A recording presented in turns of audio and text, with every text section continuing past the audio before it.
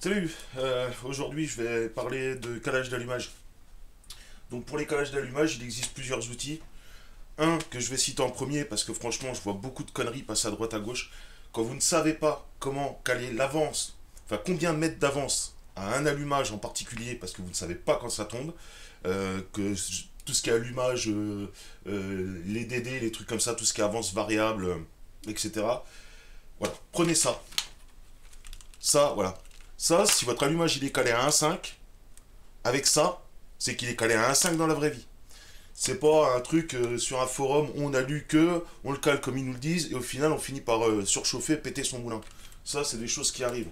Parce qu'il y en a, ils vont vous dire faut le mettre à 1,5, l'autre le DD faut le mettre à 2,5, l'autre faut le mettre à. Bref. Ça vaut 20 balles. On le prend, on le connecte à une batterie, on le met dessus. Je ferai un micro tuto sur ma façon de faire. Moi, je le fais tout simplement avec deux traits au blanco. Je fais mes calages avec ça, ça me prend, allez, 4 minutes chrono.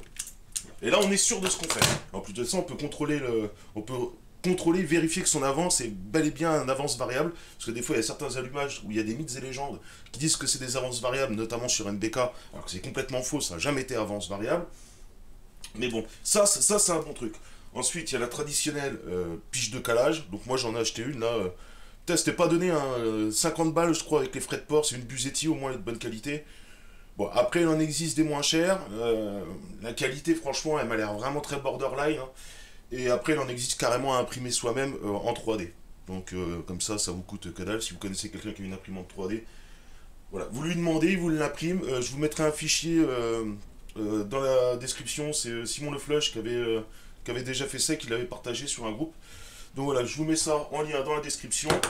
Pour ceux qui veulent pas foutre 50 balles dans une piche de calage et qui n'ont pas envie de mettre 20 euros dans une piche qui sera complètement merdique et qui risque très certainement de finir à la poubelle, un de ces quatre. Ensuite, il y a l'outil très apprécié aussi qui est le comparateur. Alors ça fonctionne relativement bien, hein. Ça c'est pareil, je l'avais payé 20, peut-être 30 euros, allez, frais de port inclus. Ça c'est un truc, ça vient des pays de l'Est, ça. Voilà, donc ça fonctionne très très bien, hein. Moi j'ai aucun problème avec ça. Donc voilà les différents outils qui permettent de caler son allumage et bien évidemment la traditionnelle clavette que moi là pour les besoins de la vidéo j'ai retiré. Parce que moi là c'est un pauvre 102, je veux dire caler à la clavette ça va très très bien, hein. Là c'est un allumage électronique que j'ai mis dessus, mais le tout calé à la clavette franchement c'est le top du top. Donc moi je vais vous faire voir une autre méthode quand on n'a rien, il n'y a rien de rien. Vous prenez tout simplement un tournevis, je vais le faire sans trucage, hein. Je vais le faire devant vous sans trucage. Un tournevis, on le cale comme ça dans le puits de bougie. Et en fin de compte, quand on arrive au point moreux, ça fait un petit cran. Et en fin de compte, moi j'ai un petit moyen mémotechnique qui dit c'est point mort haut moins un cran. C'est-à-dire le petit cran qu'il y a, on y enlève un cran de plus. L'équivalent de ce cran-là, on y enlève en plus. Tac. Voilà. Je prends le volant magnétique. Voilà. On y met bien là où ça doit aller. Ah, voilà. Un petit coup de maillet.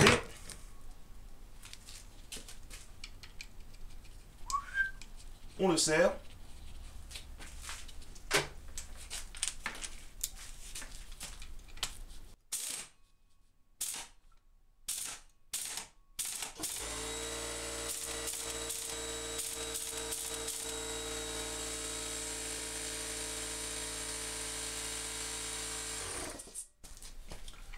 Ouais, je vérifie que ce soit à peu près correctement serré. Parce que là, ma machine n'avait pas beaucoup, ça va. Elle n'avait pas beaucoup de pression. La bougie.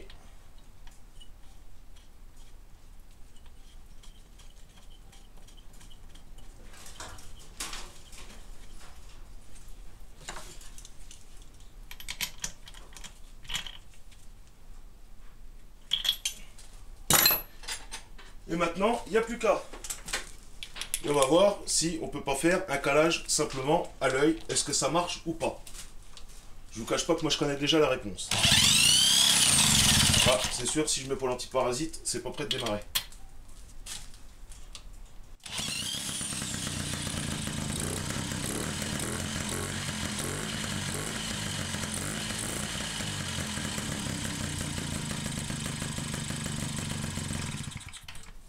Voilà, réalisé sans trucage, avec un simple tournevis, le calage à l'œil, oui, on peut le faire.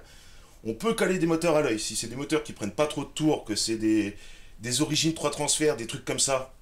Je veux dire, franchement, faites-le à l'œil. Faites vos calages à l'œil, allez pas vous emmerder. Si vraiment ça pétarade de travers, refaites-le une deuxième. Voilà. Ça marche aussi pour les allumages à vis platinées, où il faut qu'on se repère directement. Il y a un petit repère dessus. Et c'est même mieux de le faire à l'œil et au jugé sur les calages de certains vis platinés. Pourquoi? Parce que les volants moteurs sur les vieux 102 par exemple, quand on le resserre, l'usinage des cônes n'étant pas génial, ce qui se passe c'est que le vilebrequin il tourne à l'intérieur légèrement, genre de quelques degrés, et donc du coup on est obligé de recaler un petit peu plus d'avance que prévu pour pouvoir compenser avec le serrage de la clé à choc.